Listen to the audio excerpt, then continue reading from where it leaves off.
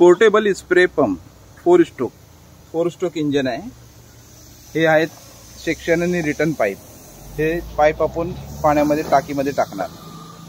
Okay, हे टाकले त्यानंतर स्टार्ट कसं करायचं, इथे एक्सिलेटर आहे, हे एक्सिलेटर हाफ करायचं आहे आपल्याला। इथेच ऑन ऑफ स्विच दिलेला आहे, ज्यावेळेला बंद करायचं असेल तेव्हा इथून आपण प्रेस करायचं, ते बंद होणार आहे। ओके, आता इथे स्टार्ट करतील आपले मेकॅनिक मतीन उल्डे, हे आपले मेकॅनिक आहेत साहिल कृषी सेवा केंद्राचे। हे आता चालू करून दाखवते। दाखव आधी आपल्याला हे दाखवा की ऑन ऑफ स्विच, हां बरोबर, एक्सिलेटर हाफ पंप केले, पंप चॉक वर आणि स्टार्ट नाही, गरम आहे मशीन, चॉक खाली।